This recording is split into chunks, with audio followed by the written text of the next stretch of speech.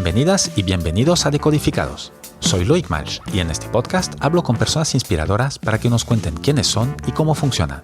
En cada episodio, emprendedores, artistas, deportistas te compartirán ideas concretas que podrás aplicar en tu vida diaria. Inspiración para crecer y mejorar.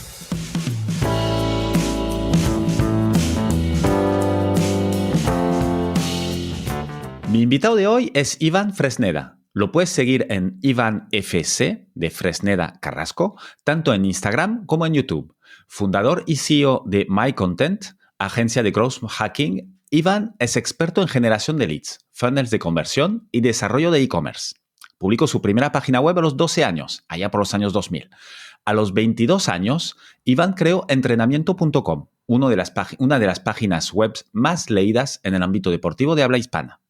Y a los 25 empezó a trabajar en Amazon para luego pasarse a Google.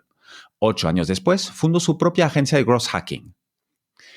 Iván, buenos días y bienvenido a Decodificados. Muy buenas, muchísimas gracias.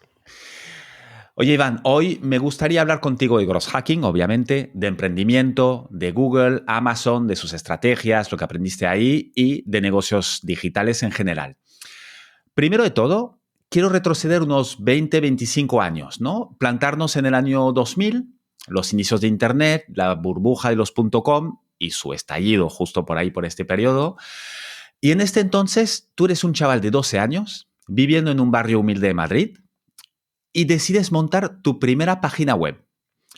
Explícame cómo ocurrió esto. ¿Cómo te interesaste en montar en páginas web? ¿Qué te llevó a crear esta primera página? Un poco sitúanos ahí.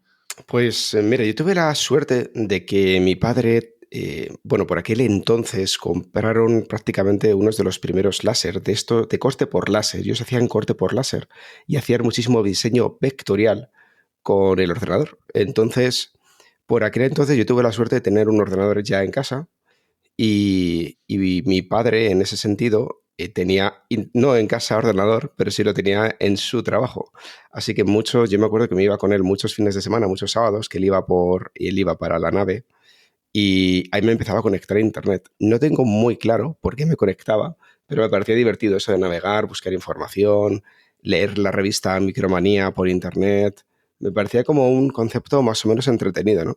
Y dije, joder, esto de tener una página web es interesante. Me gustaría tener para mí una también.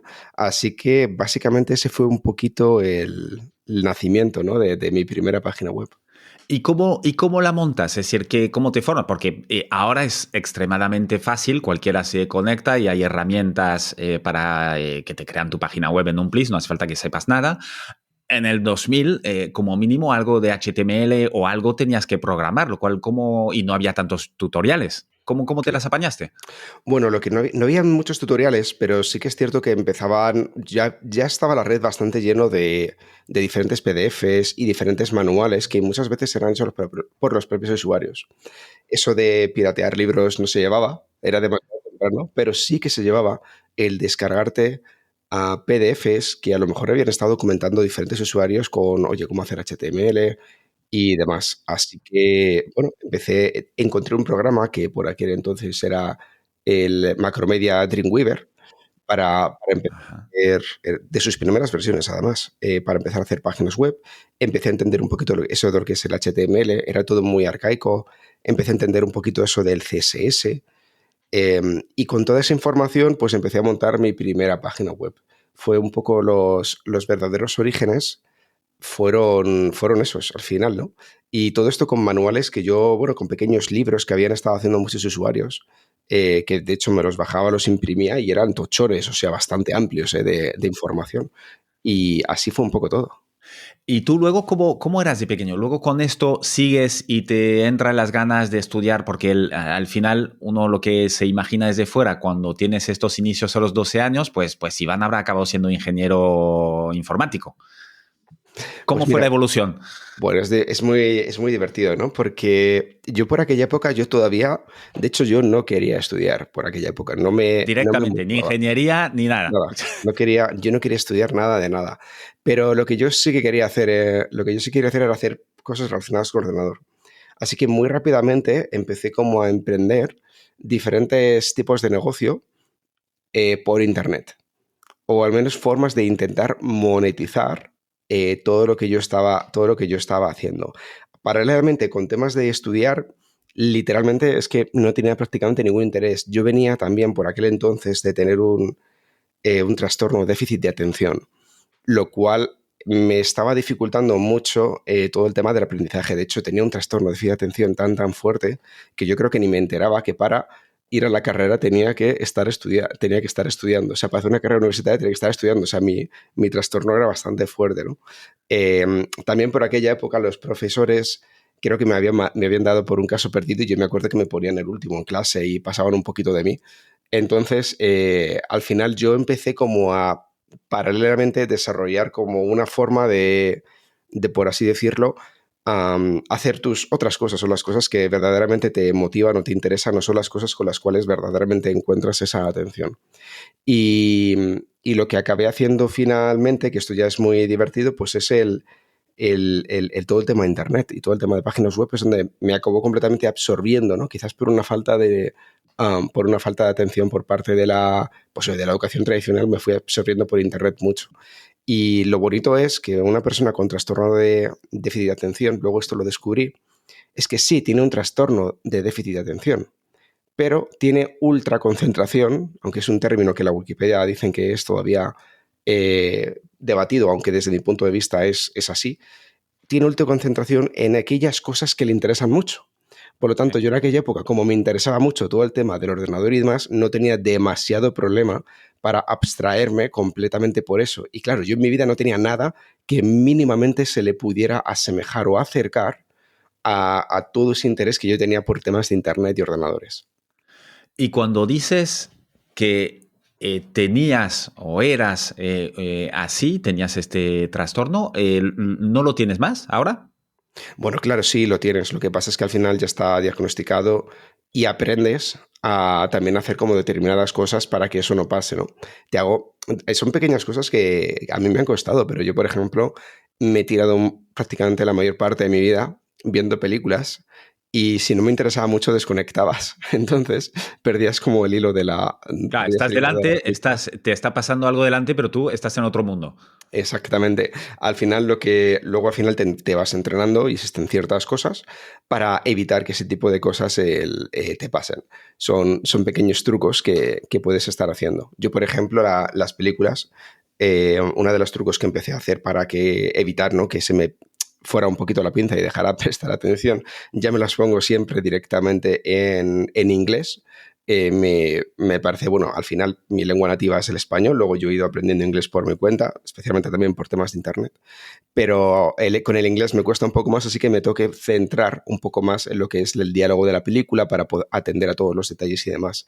Entonces ese tipo de cosas he hecho para evitar justamente oye, que pierdas el hilo o pierdas el fuelle. Claro, necesitas estimular tu atención para no divagar, digamos, para no dejar la mente divagar.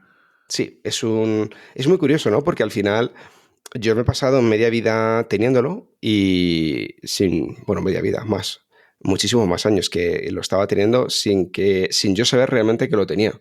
Hasta que llegó un punto en el cual dije, hostias, ¿sabes? O sea, que yo tengo esto, ¿no? Y ya un poco pues te tratas y demás, pero te das cuenta que ha sido algo que ha determinado pues tu vida, ¿no? Y muchos profes, a mí lo que quizás me llama un poco la atención es, joder, si ves que un niño pequeño no se entera mucho del tema, no le pongas el último sentado en la clase, ¿no? Casi que habría que hacerlo al revés, ¿no? ¿Sabes? Ponme el primero, porque yo me acuerdo que me pasaba pues la mayor parte de la clase, yo literalmente me cogía el libro y yo me leía otras cosas, yo no entendía lo que el profesor decía, yo me estaba leyendo otras cosas que aparecían por los libros. Así que bueno, no recibí como la mejor educación en ese apartado, pero igualmente, bueno, me vino bien porque pude como, por así decirlo, autoeducarme o al menos ganar conocimiento en las áreas que yo verdaderamente quería ganar. ¿Y inglés que comentas que lo aprendiste por tu cuenta? ¿Cómo lo hiciste? Pues un amigo me dijo, yo recuerdo que yo veía series españolas y un amigo me dijo, oye, ¿por qué no ves Prison Break? Que está muy Gran bien. serie. Y me descargué, me acuerdo que, bueno, empecé a bajarme, en aquella época piensa, no estaba ni siquiera con Netflix ni nada, No, claro, te los tenías que descargar piratas. te lo descargabas pirata y luego había, pues, de hecho había hasta comunidades de usuarios que hacían los subtítulos. Entonces, claro, Sí. a mí me gustaba tanto y estaba tan enganchado que yo me lo descargaba en inglés, subtítulos en español, y empecé como a decir, hostias, es como que mi mente empezó como a recordar todo aquello que había estado más o menos entendiendo que existía del inglés, pero que no había conectado. Pero de repente tenía tantísimos estímulos de inglés que empecé a sentirme cómodo escuchando y demás. Y me obsesioné un poco, como la serie me gustaba tanto, me obsesioné que me llegaba a poner el mismo capítulo 4, 5, 6 veces. De tal forma que me lo ponía en inglés, subtítulos en español, inglés sin subtítulos, de tal forma que empecé a tener un nivel muy alto solamente con ver el mismo capítulo pues 5 o 6 veces. Y me vi, pues eso, la primera temporada me la vería 5 o 6 veces fácilmente. Y eso me ayudó muchísimo y fue un poco determinante para que a partir de ahí yo empezara a tener un buen nivel de inglés, porque claro, fue una de esas asignaturas que luego cuando yo ya sí tuve un espíritu más de, ok, quiero estudiar, hay que hacer las cosas bien y tal, el inglés fue la asignatura que me costó más el hacer el catch-up, porque llevaba demasiado, había un gap muy grande entre entre una persona que había estado pues toda su vida estudiando lo típico y en mi caso yo. Bueno, pero este gap, si tú tenías seguramente mejor inglés que cualquiera que hubiera estudiado. Era un inglés como mínimo más útil en la vida diaria, Sí, sí, porque no, yo podías hablar. terminé, claro, me acuerdo que terminé bachillerato y hablaba, vamos, o sea, yo creo que tenía un nivel de inglés hablado perfectamente superior a, mira, había un chico que había estado toda su vida en un bilingüe y yo creo que estaba hablando mejor que él. Y ojo, yo me puse a aprender inglés por mi cuenta de esta forma cuando yo tenía cerca de 18 años, o sea Ah, que imagínate. Sí, sí, sí. fue muy rápido, es un inglés muy efectivo en ese sentido. Y aparte es lo que suele faltar aquí cuando aprendes inglés, porque justamente lo que no tienes es el inglés de la calle, el inglés que se utiliza y no tanto el de los libros, que también es útil, pero es más de gramática, ¿no? Mientras si tienes el de la calle, pues ya te pueden soltar en medio de Estados Unidos, te vas a enterar. Completamente, no, no, estoy totalmente de acuerdo. Oye, y este perfil, cuando tú avanzamos un poco desde los 12 hasta el momento que era 25, me parece, por ahí, Sí. que tú decides entrar a trabajar en Amazon para luego irte a Google,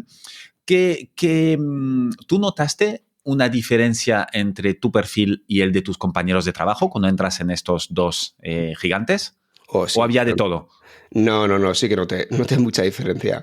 Eh, a ver, piensa que primero yo entré a trabajar ahí casi por obligación, ¿no? O sea, yo si entré a trabajar en un Amazon o un Google fue por obligación porque yo había estado aprendiendo y haciendo mis negocios o intentándolo hacer desde muy pequeño en Internet, pero no había tenido la rentabilidad monetaria esperada como para yo poder el coger y trabajar por mi cuenta y dedicarme pues al emprendimiento puro.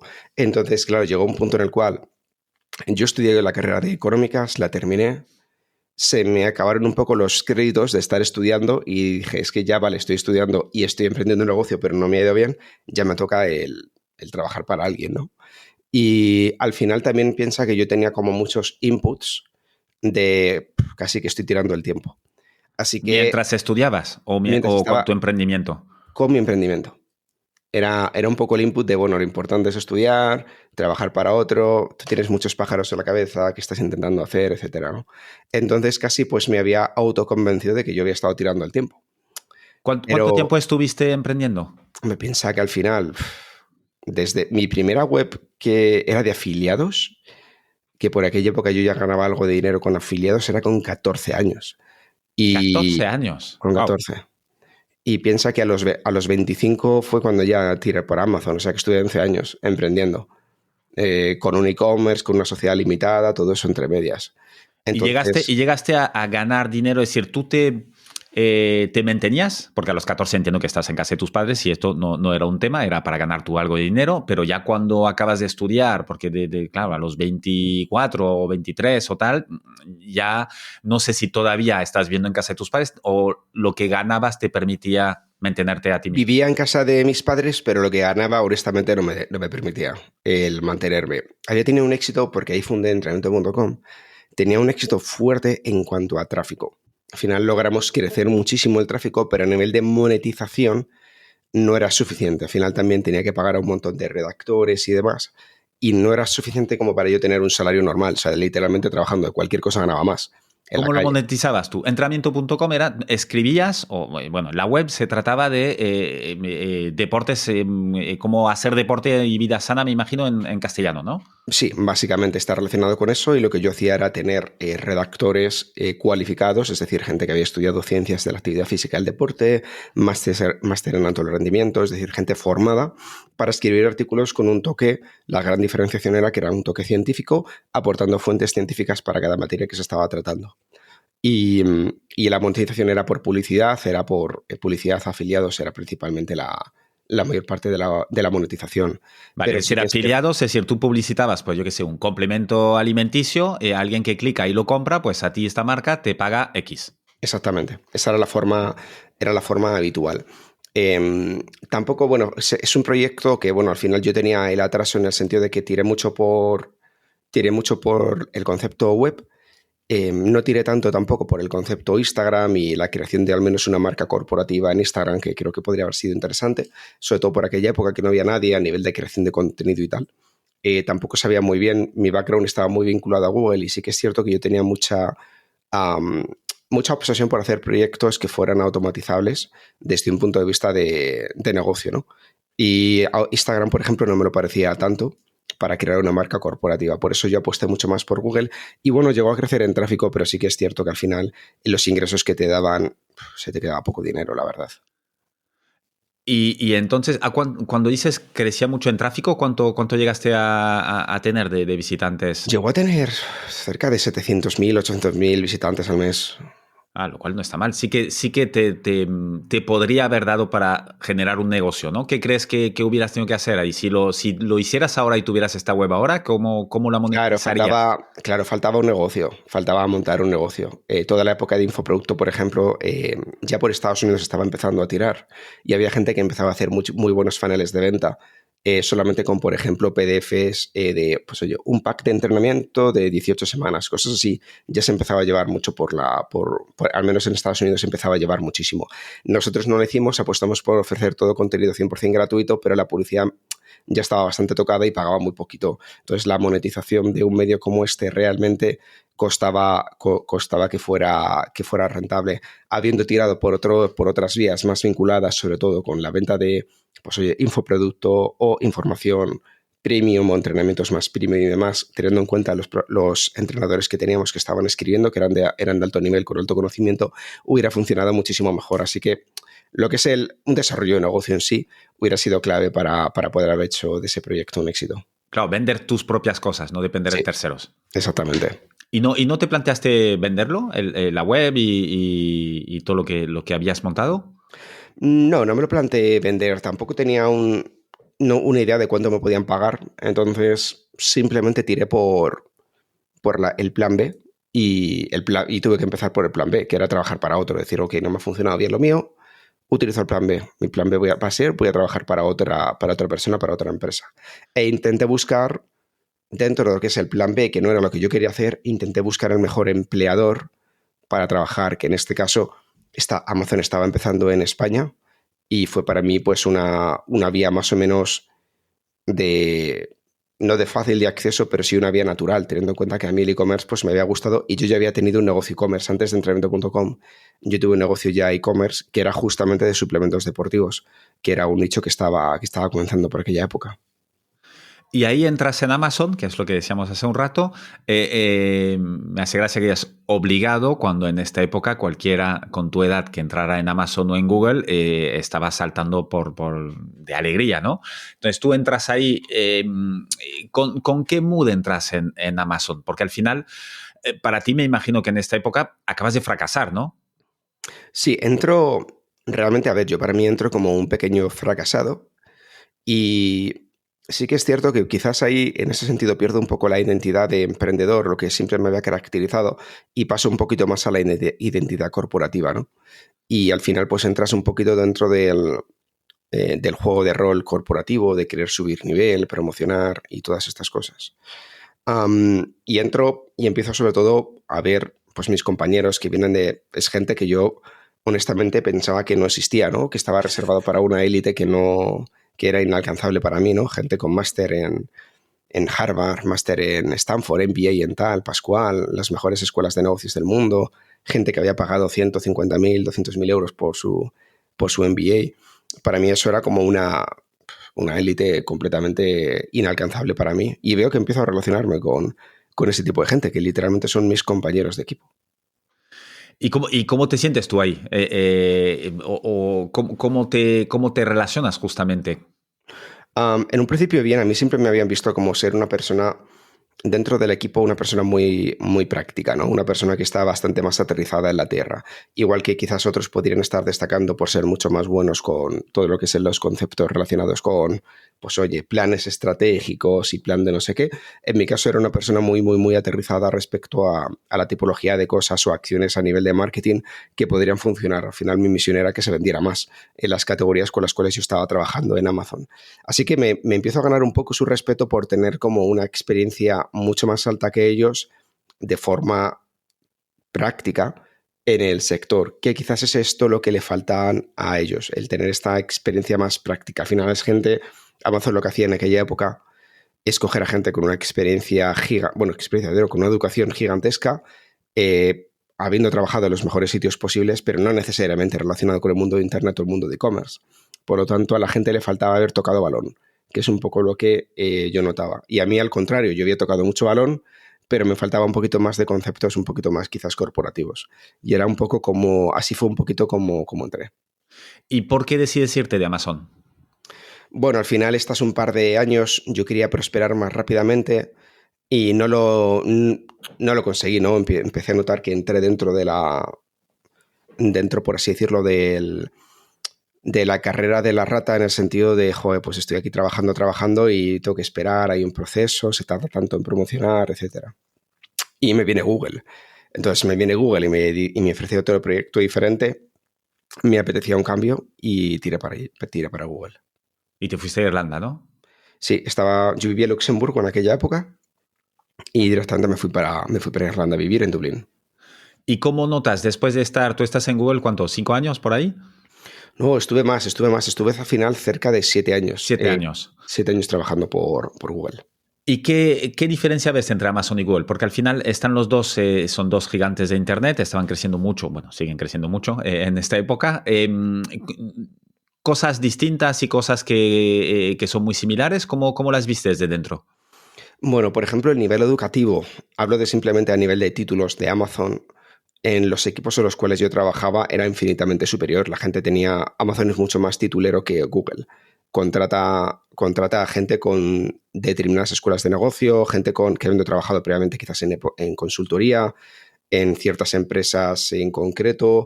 Es decir, contrata un perfil muy clásico o el perfil que más le gusta está muy definido. Por otra parte, lo que hace Google en este sentido es un poco lo contrario. Google contrata a gente que sí que tiene experiencia, pero no le dan tantísima importancia a digamos, por así decirlo, a la escuela, ¿no? Donde te has Al formado, título. al título que tienes, universidad y demás. Y no es MBA, a Google no le gusta en absoluto el MBA. No es algo que fomente mucho, no es algo que pague y demás. Así que quizás esa fue para mí una de las primeras diferencias, ¿no? que empecé a notar. Si le encajabas tú mejor en Google que en Amazon, ¿no? Por perfil tuyo previo. Complicado. Yo diría que no encajaba ninguno de los dos. No te voy a mentir. No diría, porque dentro de lo que cabe, hay una cosa que me da pena, pero es la verdad.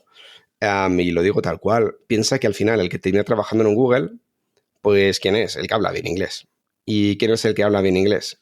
Pues el que ha ido a colegios bilingües o el que ha ido los veranos se ha ido a Inglaterra y el que ha estudiado la carrera, pues sí puede en inglés o, en fin, el que ha tenido como mayor interacción con el inglés. Y desafortunadamente es así y al final la mayor parte de la gente que trabaja en una empresa como Google pues es gente que ha tenido pues una vida un poco más fácil. Claro, no te encuentras a tanta gente como yo que venía de Usera, de Madrid, es muchísimo más. Hay gente, por supuesto, hay excepciones, ¿no? De gente que viene de barrio como yo, pero es muchísimo más complicado. Y claro, no todo el mundo aprende inglés mirando series americanas. No. Tienes que tener para esto esta obsesión, esta capacidad de obsesionarte por una cosa, ¿no? Sí, sí, eso lo notaba claramente, que la gente, pues eso, que no habían, pues que habían tenido quizás una educación un poquito más formal.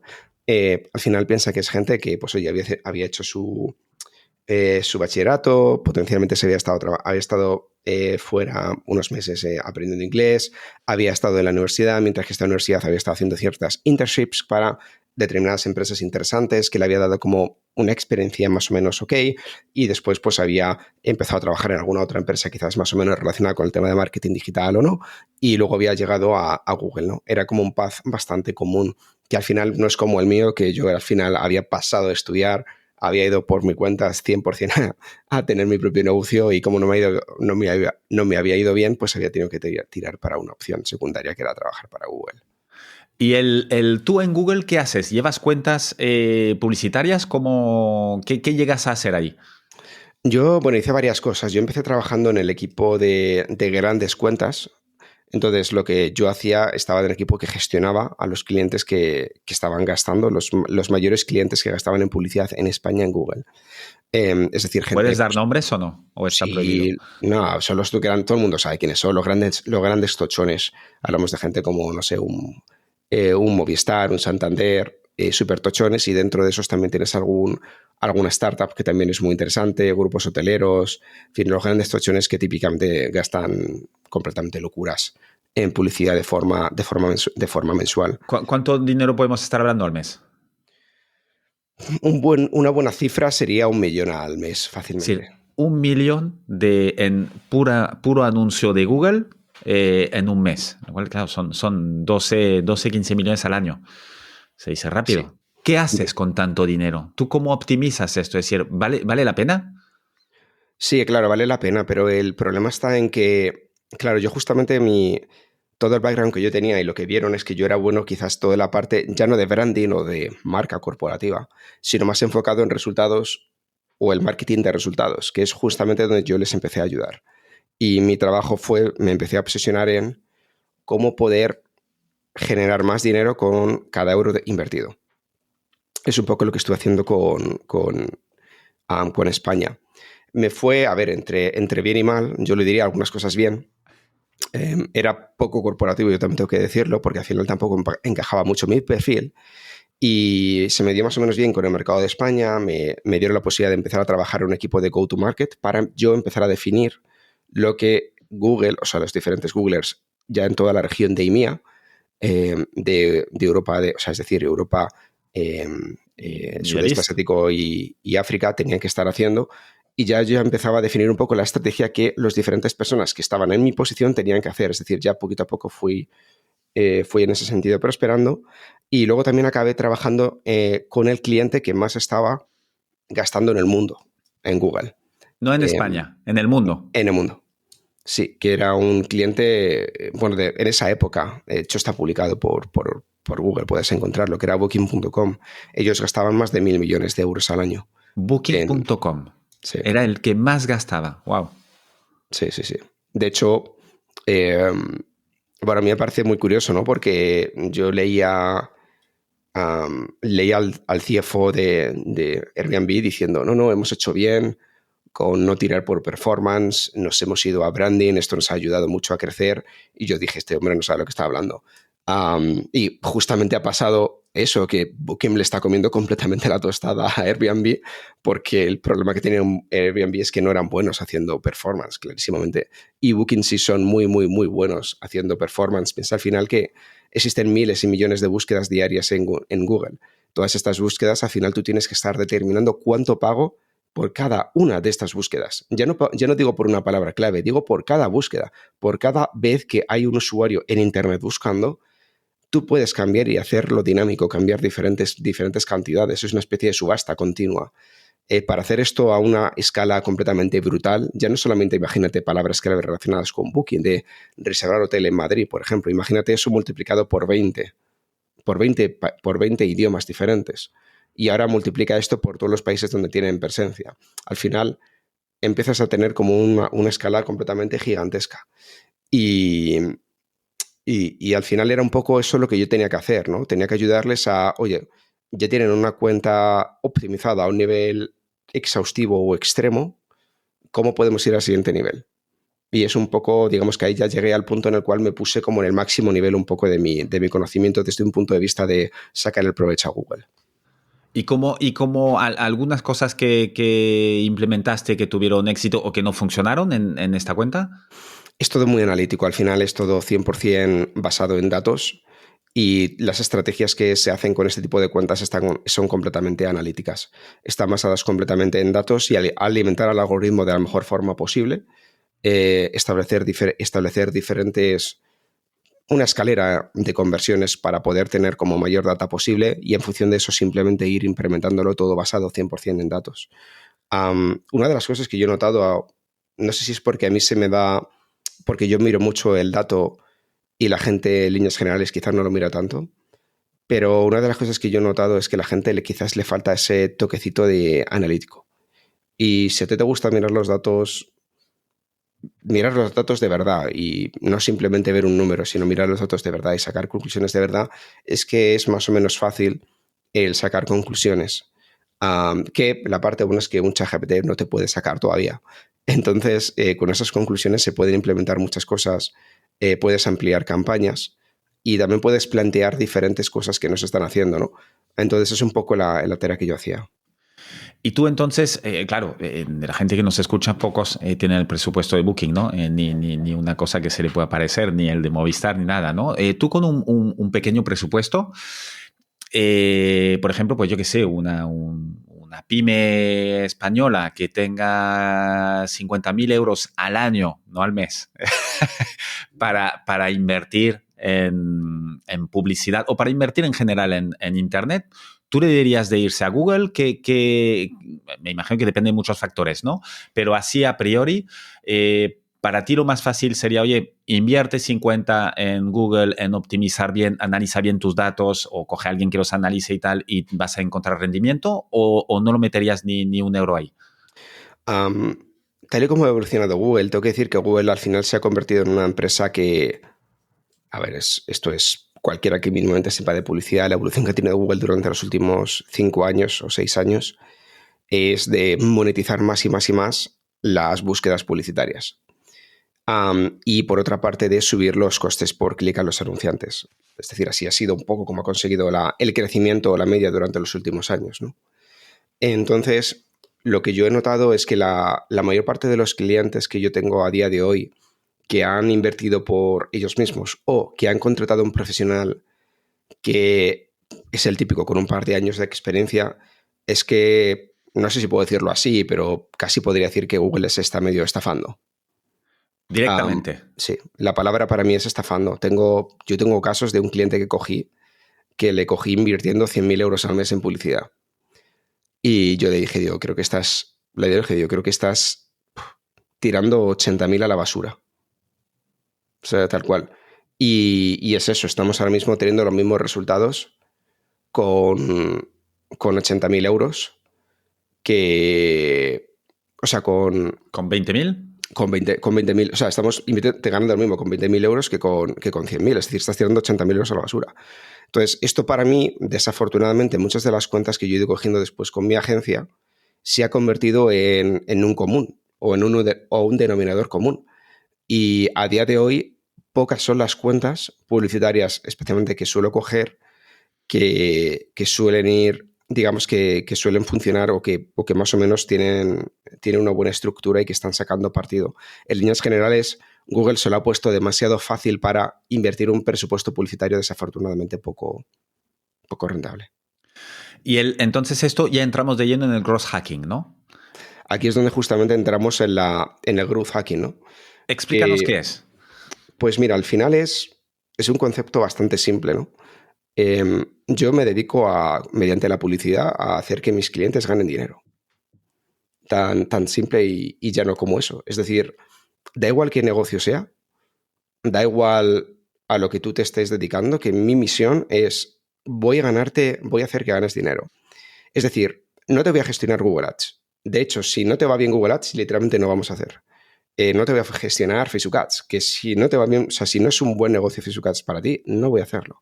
Voy a buscar el mejor funnel y el mejor canal de adquisición para cada negocio concreto, adaptado también a las posibilidades de un negocio, porque no todo es igual. Hay veces que un negocio tiene un equipo de ventas de la hostia y hay veces que no tiene un equipo de ventas de la hostia. Hay veces que no tienen presupuesto para tener a 3 personas llamando por teléfono, ¿no? Entonces, ese tipo de cosas son justamente las que nosotros hacemos ahora mismo.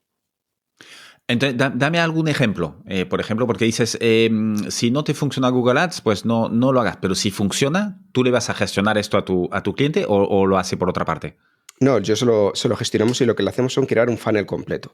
Cuando hablamos de hacer un funnel, hablamos de un embudo de ventas, que por embudo de ventas es crear un sistema para que nuestros clientes puedan tener una forma predecible de ganar dinero con sus campañas.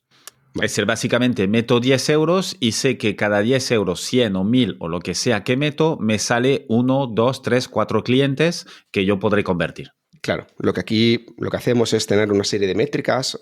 Una de ellas es el ROAS, que es el retorno de la inversión publicitaria, es decir, cuántos euros facturo por cada euro que invierto. Hacemos también el CAC, que es muy famoso, que es cuánto me cuesta adquirir un nuevo cliente. Hacemos un lifetime value, que es cuánto dinero me va a invertir un cliente quizás durante los siguientes 12 meses desde que yo lo adquiero. Hacemos diferentes métricas y en función de eso utilizamos los canales publicitarios que mejor van a funcionarle y les hacemos también a ellos los embudos de venta que más van a potenciar esto. Porque hay una cosa que la gente se le olvida. La gente muchas veces tiene se hace como su página web y manda el tráfico a la página web y le dices, oye, pero te falta ya no la página, te falta te falta una landing page. Y esta landing page tiene que tener un embudo. No tienes correos electrónicos que luego envías de gracias o no tienes un vídeo, la thank you page. O luego quizás te falta una comunidad para invitar a los usuarios de WhatsApp a la que la gente entre para poder conectar con ellos mejor. Es decir, a la mayor parte de los clientes les falta literalmente también ese embudo. Y muchas veces está mal la cuenta de Google Ads, pero hay muchas veces que te falta un embudo viable para que puedas trabajar con eso. Así que lo que hacemos es construirle ese embudo. Y algunas, pues no sé, algunas estrategias, por ejemplo, con este cliente que comentabas, ¿no? Que ha pasado de invertir 100.000 a 20.000 en Google Ads al mes. El resto lo has, me imagino que obviamente hay un fee para ti, lo cual le sigue saliendo más barato porque me imagino que no le estás cobrando 80.000 al mes. No, ya me gustaría, pero me temo que no. Pero por mucho que le cobres al mes, pues yo que sé, aunque sea 10.000, le sigue saliendo rentable. Tú además le propones otros canales y nuevos canales, pues oye, pues no hace falta que sigamos con 100.000, pero si entre mi fee los 20.000 de Google y pues pongamos 20.000 más y estás con 50.000 euros en total, ¿qué más canales le puedes meter o qué estrategias le has montado? Bueno, en su caso es un caso un poco concreto, pero funciona, también define un poco nuestra forma de trabajar.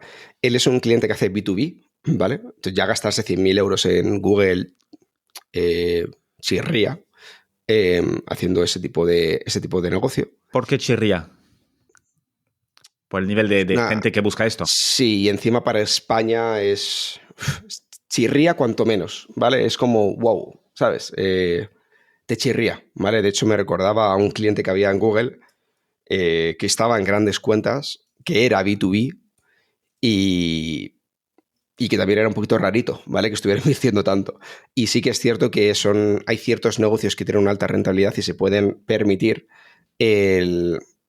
digamos que no ser tan result driven, ¿no? O basado en resultados. Entonces, con ellos lo que le hemos hecho es abrir nuevos canales, ¿vale? Le hemos estado abriendo nuevos canales. Por ejemplo, Facebook Ads no hacía. Es rarito ya hacer Facebook Ads con B2B, pero en su caso concreto teníamos la hipótesis de que potencialmente podría funcionar. Así que partimos con una hipótesis, empezamos a testar esa hipótesis, calculamos métricas de adquisición, funciona, ok, empezamos a escalar y vemos hasta cuánto podemos estar escalándolo. Y eso es una cosa que hicimos. Al final también aportamos mucho y hacemos Facebook Ads, pero ¿cómo lo hacemos? Lo habían intentado en el pasado y no le había funcionado. Y muchas veces mis clientes me dicen, pero ya lo he probado y no funciona. Y yo les digo, ya, pero lo has probado bien. Que es un poco el tema, ¿sabes? Lo que solemos hacer suele ser eso. Entonces le hicimos Facebook Ads, lo hicimos bien y le demostramos que esto funciona. Así que alegría para ellos, ya tienen un nuevo canal de adquisición 100% abierto y que funciona.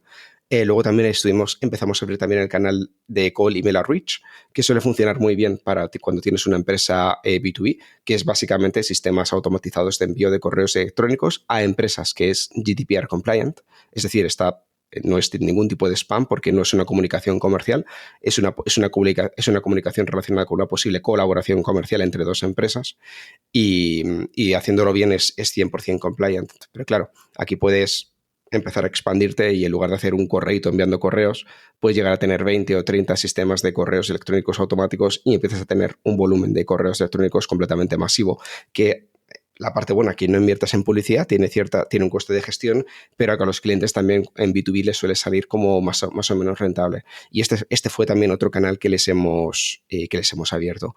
Entonces, al final pasas de un cliente que está invirtiendo, imagínate, ¿no? 100.000 euros que estaba invirtiendo con un solo canal con Google, con una excesiva dependencia por parte de Google, a tener ahora mismo 3 canales, una distribución de los leads que vienen por parte de 3 canales, encima invirtiendo infinitamente menos dinero del que estaba invirtiendo antes. Entonces, ese tipo de cositas o ese tipo de cambios son los que típicamente hacemos muchas veces con muchos clientes. ¿Cuánto te das de tiempo para ver si algo funciona o no? Lo que comentabas del Facebook Ads, ¿no? ¿Qué te das? ¿15 días, un mes para ver antes de cambiar algo o vas probando muchas cosas a la vez? No, yo siempre parto con 3 o 4 hipótesis al mismo tiempo. No me gusta poner todos los huevos sobre la misma cesta, pero sí que es cierto que llega un punto en el cual ya más o menos tienes pillado el truco. Si haces Facebook Ads, nosotros podemos hacer ya un anuncio que sé que más o menos funciona. Entonces, ese tipo de cosas las hacemos hoy en día y sé a ciencia cierta que me va a funcionar. Otra cosa es que sepa cuál es el anuncio que mejor me va a funcionar. Pero a ciencia cierta ya sé que me va a funcionar, por ejemplo, en Facebook Ads una tipología de anuncio con un script concreto, con un hook inicial de 3 segundos concreto. Es decir, yo ya tengo lo tengo más o menos pillado, ¿no? El toro por los cuernos lo tengo cogido. Pero la idea es hacer unos cuantos claramente porque tampoco tengo una bola mágica y la idea es tener como diferentes anuncios, diferentes testeos y diferentes formas de probar. Y lo mismo pasa con las landings. Hay que probar diferentes formas, diferentes conceptos. Yo sé lo que va a funcionar, pero no sé lo que mejor va a funcionar. Entonces, ese es justamente lo que típicamente yo suelo ganar a otras agencias. Muchas agencias hacen una prueba. Yo tengo cientos. O sea, nosotros por así decirlo, de la nada empezamos haciendo 4 o 5 pruebas. Yo me pongo a prueba contra mí mismo constantemente. Entonces, al final, partes de datos objetivos, no partimos de datos subjetivos. Y eso es lo que al final hace que puedas coger y puedas escalar mejor. ¿Tú la métrica más importante para ti en una campaña, cuál es al final para un cliente? Lo que ellos ganan dinero. ¿Cuál es la rentabilidad que le estamos dando? Al final es esto. ¿Cuánto dinero metes y cuánto vas a sacar de esto? Sí, literalmente el beneficio. Para mí lo importante es eso, porque, y de hecho yo a mis chicos también se los digo, le digo, chicos, o sea, no os olvidéis, o sea, a mí no me importa cuál sea el coste por lead, no me importa cuál es el coste por lead cualificado, no me importa cuál es el coste por llamada agendada, no me importa cuál es el coste por visita.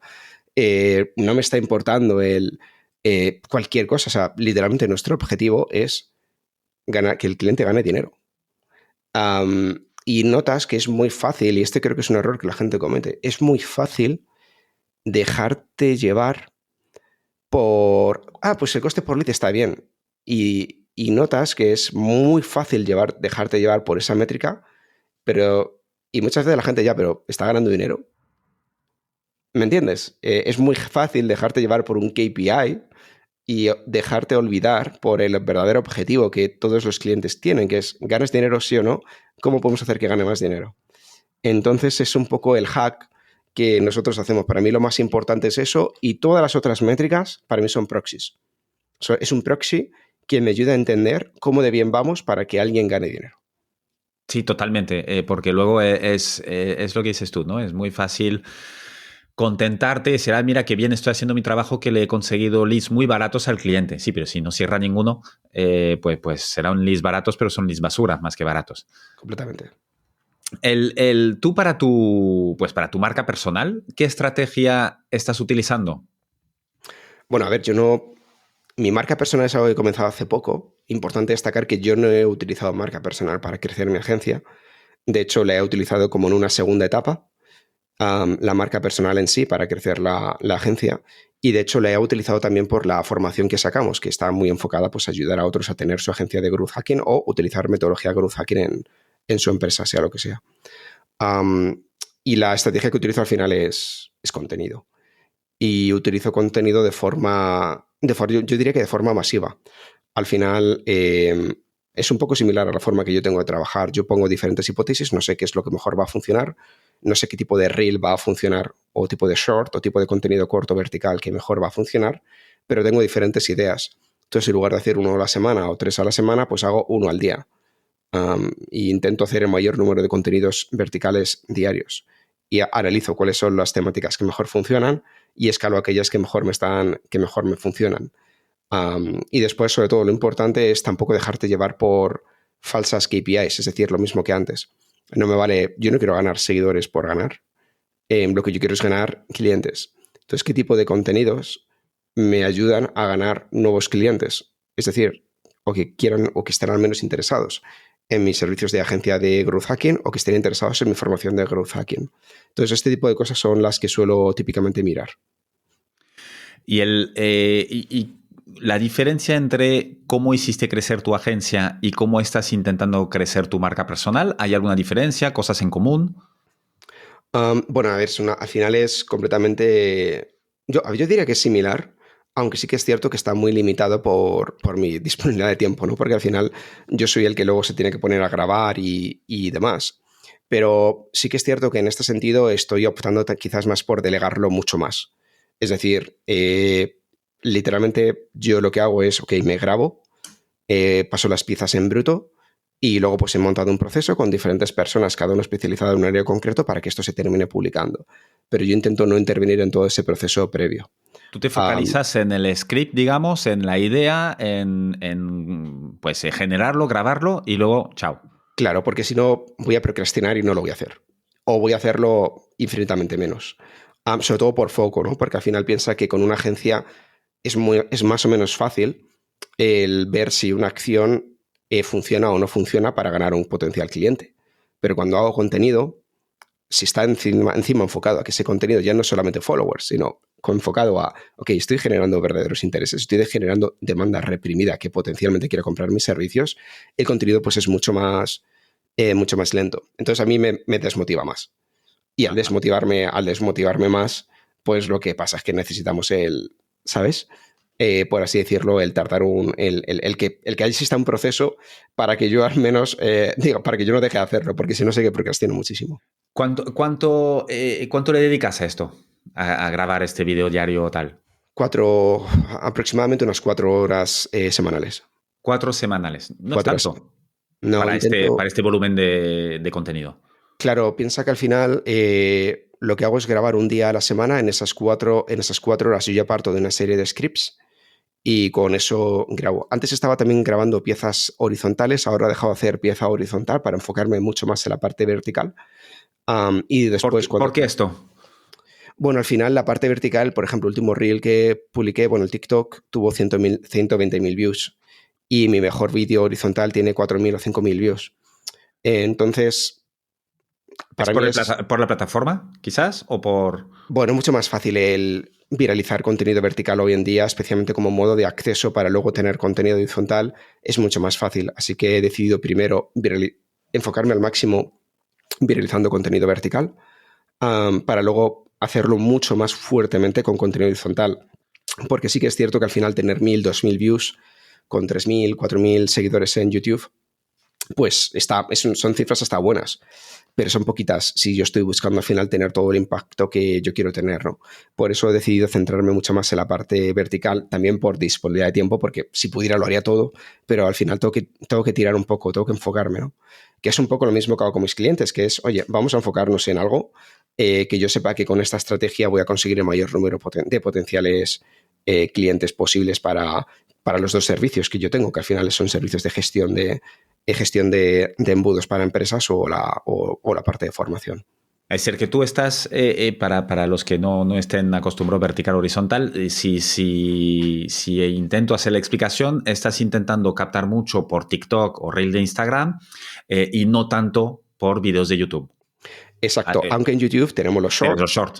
Pero sí, a ver, realmente con el que más típicamente viralizas es con TikTok, con el que más engagement creas es con Instagram, y bueno, los shorts queda ahí como un poquito en tierra de nadie todavía, que no se sabe muy bien qué es lo que haces, pero bueno, que ahí publicas y de vez en cuando alguno que otro tiene muchas views y te da como te da suscriptores y demás. Claro, tú le publicas en los tres, obviamente, porque una vez hecho para TikTok, pues te sirve el mismo para Instagram y para los shorts. Todo 100% se publica siempre en los tres, el mismo día de la semana, a la misma hora, todo está siempre publicado en los tres.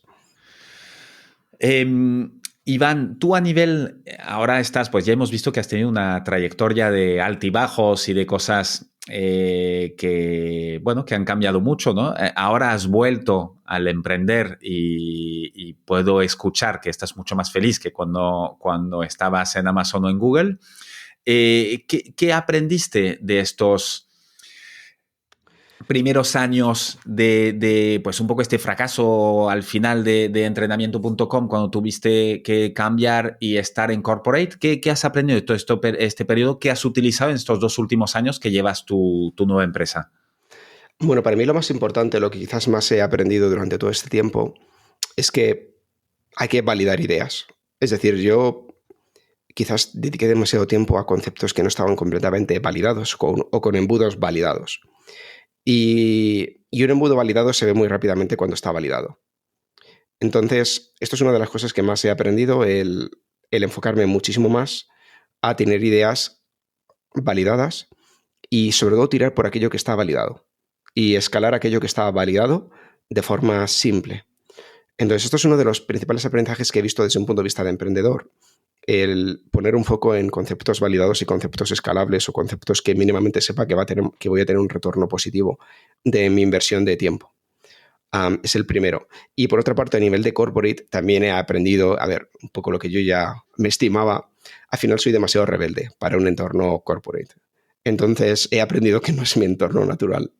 Al final, no soy el mejor en un entorno en un entorno corporate porque mi vida no es esa. Yo desde pequeño siempre había querido tener mis proyectos que ganaran dinero. Ni siquiera no conocía el concepto de emprendedor. Yo solamente conocía quiero tener un proyecto que genere dinero con él.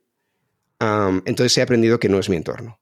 He aprendido que por mucho que yo lo esté intentando, no es mi entorno natural, no me siento cómodo, me siento con las alas capadas y a mí me gusta variar, me gusta hacer diferentes cosas, me gusta probar diferentes cosas y me gusta tener la libertad que me da el hecho de ser mi propio jefe de mi destino. Así que es una de las cosas que he aprendido, me ha permitido conocerme a mí mismo y me ha permitido sobre todo saber cuál es, pues oye, qué es lo que quiero hacer durante toda mi vida. Y en todos estos años profesionales y personales, si tuvieras que escoger la mejor inversión que hayas hecho, puede ser el dinero, puede ser el tiempo, puede ser lo que quieras, ¿cuál sería? Bueno, para mí la mejor decisión que he hecho ha sido a ver, yo diría que un poco el atrevimiento. Al final piensa que yo empecé a emprender de nuevo mientras estaba trabajando en Google. Entonces, de hecho, yo ya llegué a facturar infinitamente más cuando estaba trabajando en Google con mi negocio que con el propio Google. Pero la mejor inversión que diría que he hecho efectivamente es esa, es el atrevimiento, es cuando me viene un cliente de una industria concreta, no tenerle miedo en absoluto. Para mí todos son números, es mi concepto, es mi forma de trabajar, me da igual que sea China, me da igual que sea una industria de petrolera, o sea, me da completamente igual cuál es la industria. Mi atrevimiento en este sentido siempre ha hecho que, pues oye, con base a datos todo salga bien y sobre todo el atreverme a hacer cosas sin tener demasiado miedo al, oye, ¿qué pasará, no? ¿Sabes? Al final, pues oye, yo tenía el código, yo tenía la aprobación por parte del equipo de código de conducta de Google para poder hacer mi consultoría, pero bueno, luego también se cabrearon un poco porque decían, es que creemos que no es consultoría, que es más agencia. Entonces, a ver, yo ya no es tan... Claro, yo me estaba jugando el despido, ¿sabes? En ese sentido. Pero no me arrepiento. Al final hay que atreverse, ¿no? Para conseguir algo te tienes que atrever. Y para mí era fácil en ese sentido de, ok, tengo que, digamos, un salario estable y potencialmente una carrera estable en una empresa como Google. Para mí era fácil haber dicho, ok, tiro por esto, pero seguía apostando por lo que yo quería y al final, pues bueno, más o menos me salió bien. ¿Y el éxito en qué consistiría para ti? ¿Ha evolucionado? ¿Es el mismo tu concepto del éxito ahora que hace 10 años? No, ha ido cambiando mucho. Quizás antes estaba muy obsesionado, ¿no? con la monetización monetaria. A día de hoy todo lo que yo estoy obsesionado es por hacer crecer un proyecto. Independientemente de lo que sea, el hacerlo crecer. Y el concepto crecer es muy genérico, pero es justamente ese es el concepto que yo quiero tener. O sea, vuelvo un poco a mis orígenes, igual a esa época de entrenamiento.com, que lo hacías crecer mucho, digamos que una clara visión monetaria, porque al final lo que quiero es eso, es crecer proyectos. Ahora, evidentemente, ya sé muchísimo más de modelos de negocio y monetización, y me vuelvo a sentir, me siento muy cómodo teniendo proyectos con cierta envergadura o con cierto tamaño, porque el coger y el darle un boost luego económico, sé que luego todo llega y que va a ser relativamente sencillo el poder conseguirlo. Así que para mí así ha sido como ha evolucionado todo. Cuando no tienes dinero, pues bueno, luchas por tener dinero. Y cuando tienes dinero, pues luchas por otras cosas, o cuando ya al menos has conseguido tener como una base sólida en tu vida desde un punto de vista monetario, pues luchas por otros conceptos, ¿no? Y es un poco lo que yo noto también que me ha pasado, como he ido evolucionando. Iván, si nos tuvieras que recomendar algún libro, alguna serie documental, ¿qué tienes? ¿Qué miras? ¿Qué lees? Leo muchos libros, quizás un libro que a mí yo siempre recomiendo, hay uno en concreto que me encanta, el libro de Getting More. Um, eh, me encanta porque te enseña exactamente a negociar en tu día a día. Um, Sobre todo, a mí me pone muy nervioso cuando hablo con una persona y esta persona en particular notas que dices tú, vale, pero ¿cuál es el objetivo de la llamada? O sea, ¿por qué me estás llamando? ¿Qué es lo que me quieres decir? Y este libro a mí me ha enseñado mucho a poner un foco, ¿no? O sea, cuando yo estoy en una llamada telefónica con alguien, ¿cuál es mi objetivo? Mi objetivo no es cabrearme porque no me han entregado no sé qué, que me lo habían entregado. Mi objetivo es, ok, hay un problema, no me han entregado este no sé qué, llevamos 3 semanas de retraso con esto que me tienen que haber entregado, mi objetivo es conseguirlo lo antes posible. ¿Cómo lo hago? Para tenerlo lo antes posible. Entonces, este libro en particular me ha enseñado eso, me ha enseñado a poner foco en los objetivos que tengo en cada una de en muchas circunstancias de mi vida, que luego evidentemente son aplicables al mundo de los negocios. Y a mí me parece un libro súper bueno, la verdad. Si pudieras tú, que has tenido una educación particular respecto a tus compañeros que te has cruzado profesionalmente, si tuvieras la oportunidad de poner un mensaje en una lona gigantesca delante de todos los coles de España, del mundo, para que lo viera todo el mundo, ¿qué pondrías ahí? Fracasar es triunfar. Fracasar es triunfar. Ah, no Sí. está mal, no está mal. El fracaso, al final, cuando tienes un fracaso te deprimes, te lo tomas mal, no, como no lo digieres bien. Piensas que es el fin del mundo, joder, qué mal me va, hago todo mal, etcétera. Pero tienes que entender que el fracaso es parte del éxito. Y quizás esto ha sido lo que a mí me ha costado más entender. Si yo hubiera entendido que todo lo que yo estaba haciendo desde pequeño, fracasando en cada uno de los proyectos, eran tropiezos que me iban a permitir triunfar más adelante, pues hubiera triunfado 10 años antes, ¿Sí? literal. ¿Tú crees realmente si hubieras tenido esta manera de pensar y de ver el futuro? Sí, estoy completamente seguro. Porque no cambia nada. Al final, yo lo digo claramente. A ver, yo en Amazon y en Google, con Amazon con 2 años aprendí, yo creo que el 80% de lo que podría potencialmente haber aprendido si hubiera estado 10 años. Y en Google en otros 2 aprendí lo mismo, ese 80%. O sea, realmente podría haber emprendido en 4 años de nuevo, con muchísimo más conocimiento, en lugar de esperar casi 10. Entonces, ese tipo de cosas son pequeñas cosas que si eres capaz de entenderlas, asimilarlas y digerirlas, al final fracasar se convierte en un proceso normal, parte de casi de una hipótesis o parte de un testeo de tu vida en diferentes modelos de negocio, emprendimientos, que alguno te va a funcionar. Eso evidentemente, joder, si tienes unas bases, ¿no? Una mínima base digamos que de conocimiento que mínimamente te pueda ayudar. Pero si tú realmente estás enfocado, si tú realmente quieres hacer algo, si tú realmente eres una persona que te gusta leer, que te has estado formando a lo largo de tu vida, que mínimamente tienes como una educación, no hablo formal, sino una educación que te permita al menos tener una idea que puedas emprenderlo en un área concreta, no hay ningún motivo para que no acabe funcionando en un corto periodo de tiempo, en un periodo de tiempo medio, en algún punto. Debería de estar funcionando. Entonces, para mí me parecería que ese es el mensaje, y sobre todo también porque tenemos mucho miedo a emprender y en España especialmente a tener un negocio. Es como, oh, tengo un negocio. Pero creo que tenemos que tener menos miedo y creo que nos tenemos que estar acostumbrando mucho más a ser los dueños de nuestro propio destino. Hoy en día no estás seguro trabajando para otro. Compañeros míos de Google han sido despedidos. Da igual donde trabajas, y era gente buena. Da igual donde estés trabajando, no estás seguro en ninguna parte. Por lo tanto, yo fomento mucho ese concepto de ir a saco con tus objetivos, seguir tu propio path, pero sobre todo con una mentalidad de ganador, entre comillas, ¿no? Que te permita sobre todo llegar a donde tú quieres. Y el fracasar, lo que comentas de fracasar, sí que en España está mal visto. En Europa casi en general, si lo comparamos con Estados Unidos, donde ellos sí que lo tienen como cultura integrado en parte de tu formación, ¿no? Sí, pues alguien que lanza una empresa, casi que prefieren que haya fracasado en 2 o 3 antes a que sea la primera que esté cogiendo con una hoja en blanco, ¿no? Porque claro. es dentro de todo lo que dices, estoy 100% de acuerdo, aprendes muchísimo fracasando, muchísimo más que pues teniendo éxito. Claro, tú piensas que yo en Amazon cuando entré, a mí me daba vergüenza el hablar de los proyectos que había fracasado, pero realmente lo que me hizo entrar fue todos esos proyectos que había fracasado. Claro.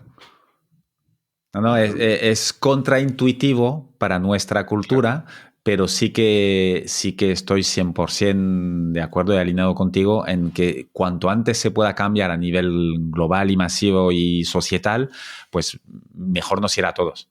Completamente. Iván, te agradezco muchísimo el tiempo. Ha sido muy interesante. Tienes un perfil atípico y esto lo hace extremadamente atractivo e interesante. Y te agradezco haber compartido con nosotros de esta manera tan directa y transparente todas tus experiencias y lo que estás haciendo ahora. Nada, ha sido un honor. Muchísimas gracias por invitarme. Espero que mi historia, pues oye, le valga a la gente un poquito, al menos bueno, tener como una base de, oye, que al final puedes hacer algo a pesar de que te hayas fracasado. Espero que a la gente le haya gustado un poquito mi historia y oye, pues oye, de nuevo, muchísimas gracias. A ti, Iván. Seguro que inspirarás a muchos. Chao. Hasta luego. Muchas gracias por haber escuchado este episodio hasta el final. Te quiero pedir una cosa más antes de que te vayas. Puntúa el podcast y ponme un comentario. Te tomará solo 1 minuto y me ayudará un montón para poder continuar con más entrevistas inspiradoras. Hazlo ahora, que ya sabemos todos lo que pasa cuando lo dejamos para más tarde. Es muy fácil, se hace desde la cabecera general de Decodificados en Spotify, Apple Podcast o cualquier otra app donde estés escuchando este podcast. Nos vemos en el siguiente episodio. Mientras tanto, sé feliz y cuídate. Un abrazo.